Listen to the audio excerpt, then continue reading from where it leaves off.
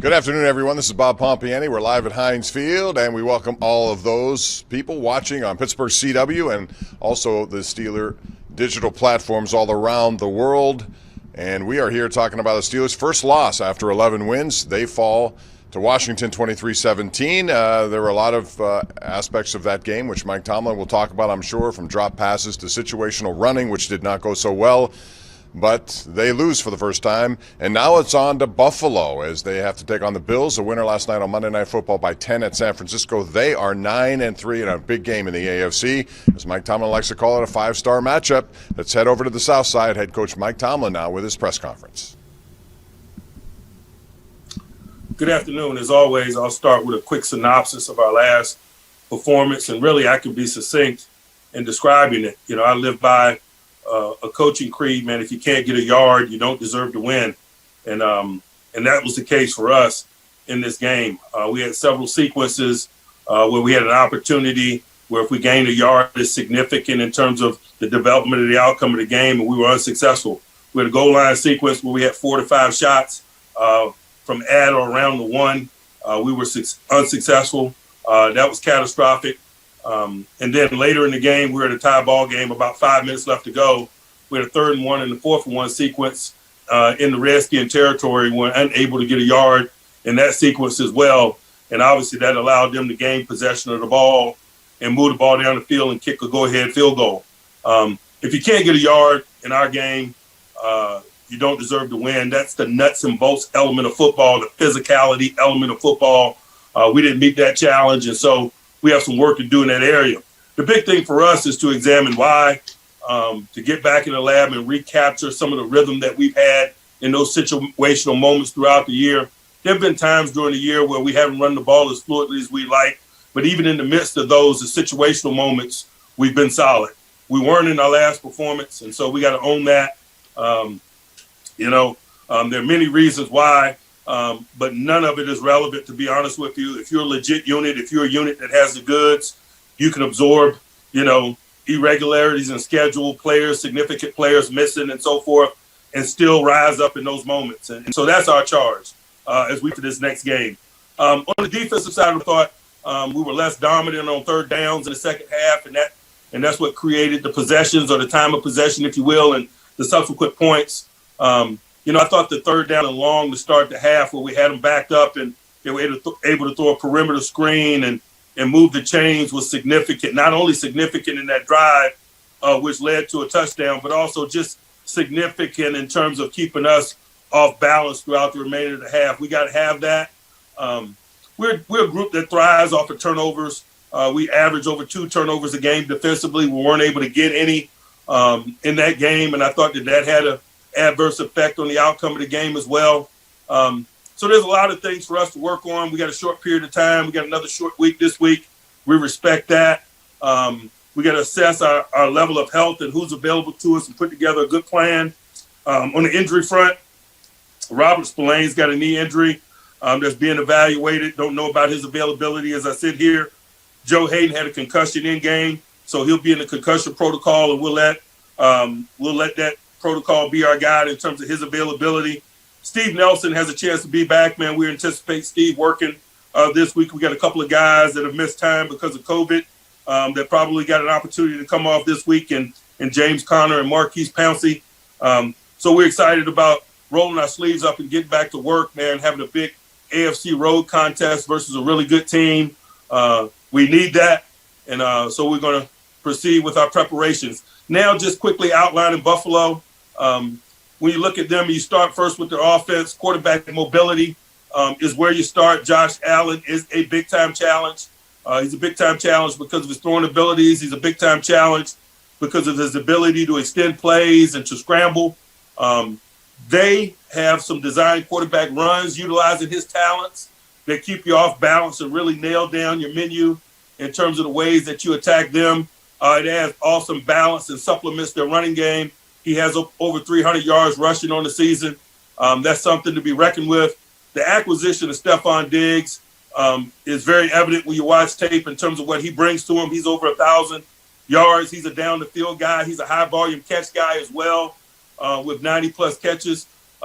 He's supported by Cole Beasley. You can't center all your attentions on his exploits. Beasley inside is a handful, someone that needs to be reckoned with. But overall, they've got really good balance, and they do a good job of mixing the run and the pass, changing the launch points, and doing things that good offenses do. But it all stems from the talents and the exploits of Josh Allen. I think it starts there for us if we want to minimize what they do offensively. Defensively, man, they're a fundamentally sound group. They come at you from a lot of different places. They're a 4-down group that plays a lot of people, and they got great balance across productivity. Up front, Addison's a nice acquisition for them from Carolina. Coach McDermott has a history in Carolina, so you see that history splattered throughout their roster, if you will. Q Jefferson, local guy, is a big acquisition inside for them. Again, like I mentioned, they play a lot of people up front. Edmonds is the all situations man in the middle. At linebacker, he's a good sideline-to-sideline tackler. He's good both versus the run and the pass. They got a quality secondary with big-time depth. Can't say enough about White at the left cornerback spot, although he does match up from time to time. This is a guy who's been one of the top interceptors since he's been in the league. He's on a tear right now. I think he's got 3 or 4 in the last month. We got to do a good job of minimizing his impact on the game in that way. He was significant last year when we played them in December. Had 2 big interceptions that really were kind of the deciding factor in that game. But he's not alone. They've acquired Josh Norman and others, Levi Wallace at the other corner spot. They got good talent and depth at that spot. But more than anything, it's about us. It's about us licking our wounds. It's about us assessing our player availability and putting a good plan together to highlight that player availability, and then guys going in the stadium and playing. So we're excited about the action element of that, the getting the work element of that, and we got a big week ahead of us. And I'll pause and open it up for you guys for questions. All right, just a reminder, use your raise your hand function. We'll start with Jerry Dulac. Go ahead, Jerry. Hey, Mike, as seasons wear on, do defenses start to pick up on other teams' offensive tendencies? Is that happening with you guys, and what do you do to combat that? Yeah, that happens globally, though. It really does. If you're a good defense, if you're an ascending defense, and you got enough tape to look at, there's a certain level of anticipation that comes with those you play. Our defense benefits from that as well, so that's not something that I'm overly concerned about. Dale Lally. Mike, you referenced physicality in your opening statement there. Has your offense gotten too finesse related, or is it too much finesse? I don't know about in its nature, but in terms of quality of play, we haven't been physical enough, particularly in those significant moments that I mentioned. Brooke Pryor. Yeah, Mike, you've mentioned the lack of fluidity in the last game. There were some of those issues, too, in the Ravens game also. When you look at this trend, and the numbers also kind of reflect the way the 2019 offense looks, have you considered a change in the way you guys call plays or the communication there? Is any of that up for reevaluation at this point? Certainly, man. We're open to doing anything that's required for us to find the fluidity that we once had. And that's just a part of it. We got to maintain fluidity as players available to you change. And that's one of the things that I've really been focused on. And that's really become clear to me is that, we just got to become a more solid group. The quality of our performance can't depend on the presence of a Marquise Pouncey or a James Conner or a Vance McDonald and guys like that. And we've lost fluidity since we've missed some of those guys. And to be quite honest with you, that pisses me off. Because we got to be the type of group that endures regardless of who's available. That's how we construct this group, not only in terms of our acquisition of players, but just development of mentality and personality. So we got some work ahead of us. Tim Benz. Mike, excuse me. Last night, the Washington had some success throwing the ball to the running backs out of the backfield. Do the Bills do much of that? And if so, with who and what were the issues covering the backs out of the backfield last night? I'm not calling the plays for the Bills. I'm sure they'll watch last night's game, and that may affect how they call plays. We have to be ready to stop whatever it is that they do. I'll acknowledge that Washington has some success in that area at times. last night. A lot of it comes down to being fundamental, having a good opportunity to communicate and make sure that we have the necessary people covered up, but also the fundamental element of it in terms of just making tackles. And you got to acknowledge at times quality people in the flat won for Washington. And so I'd be remiss if I didn't acknowledge that and give them credit. Will Graves. Mike, you talked about the physicality. I mean, when you have limited practice time and limited hitting this time of year, and especially even more so given the way the weeks have sort of kind of been put up in the air, how do you go about fixing it when you can't replicate what you're going to see in a game?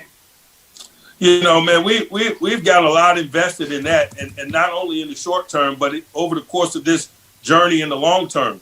Man, we carried our pads every day through the team development process, and we worked in that area probably more than most of the people that we compete against. And we got to draw from that well as we continue to work to find the rhythm that's required for us to have it look the way we desire for it to look. Mike Brazuta. Mike, you said last night you wanted to see your players smile in the face of adversity. Short of them actually smiling, what will tell you that process has taken place? Just having a can-do attitude about facing the challenges that life and football presents. That's what I mean when I say that. Joe Rutter.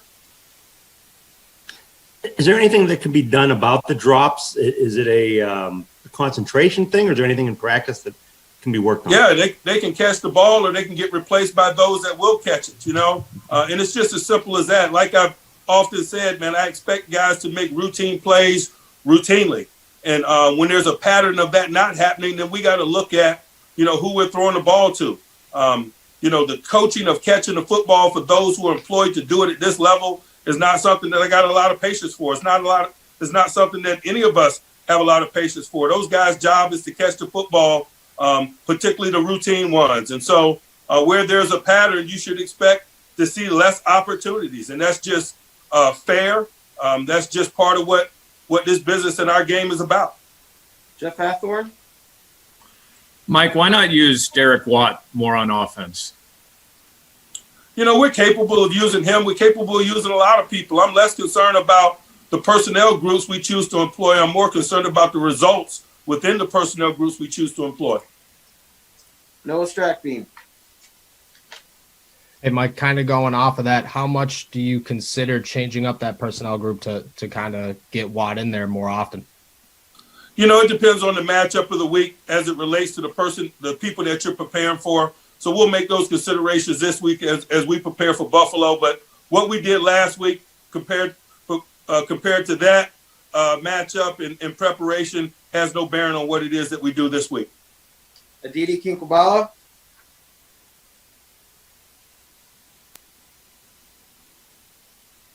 Yay. A few weeks ago, you said that it was time to focus your energy on the run game.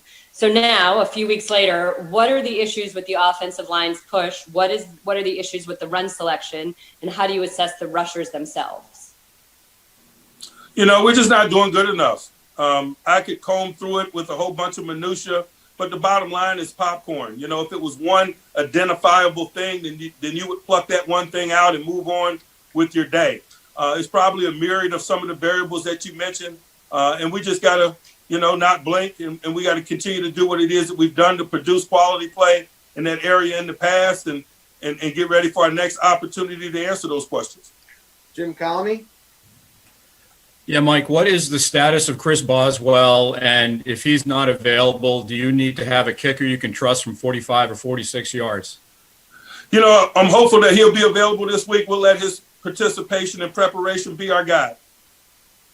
Ty Miller. Coach, for Buffalo, how key will it be for your defensive ends to keep contained and keep Allen in the pocket?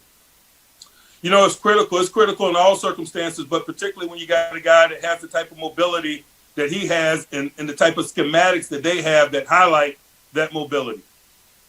Time for a couple more. Alan Saunders. Mike, you talked about not being concerned about how your offense moves the ball, only that they do move the ball. But your running game, the first 4 games of the season, was averaging over 4 yards a carry and has not gotten to that point again since. What were you able to do in those early games that you have not been able to do since? Where have you seen the difference in that unit? Again, like I mentioned, guys, it's a myriad of reasons. I know you guys got a lot of questions about the run game. Hopefully, we're going to have answers with our performance. But again, you can reference my earlier answers to all of those questions regarding the run and our inability to do it as of late. Anthony Jaskolski. I'm like, just focusing on the first quarter, there hasn't been an offensive touchdown in 5 out of the last 6 games. Do a lot of these things get fixed by trying to find early momentum? You know, it's a 60-minute game. I realize we got to get off the faster starts, but starts don't define us. And so, you know, I hadn't dwelled on that a lot. In most instances, we put our defense on the field to start games. I think this last game is probably one of the few where we got the ball to start the game, so it hadn't been a lot of possessions in the first quarter. It's just a lot of other fish to fry in terms of a pecking order, in terms of the things that have my attention right now. All right, we'll wrap it up. We'll go back to Jerry Dulac. Mike, what explanation were you given, if any, when they stopped the clock to bring in that kicking ball? I've never seen that happen. Have you? I didn't need any explanation. I knew they were wrong. I was trying to help them get it right. I'm not looking for explanations. All right. Thanks, everybody. We will talk to you tomorrow. All right, that's Mike Tomlin. Not happy with the way that first half ended. You might remember Washington got a field goal, and clearly that was the wrong situation there. But a lot of questions about the run game. That is something that continues to be a problem, especially when you consider early in the season, the Steelers had 5 games which featured 100-yard rushers, 3 of them by James Conner, 2 by Benny Snell. And since then, it's just not been that good, and they obviously have to improve. Last night, just 21 yards totally in the rush game. But it's a big opportunity. It's a Sunday night game. It's the Buffalo Bills, a team they're going to have to deal with down the line, potentially in the playoffs. They're 9-3 coming off a big win.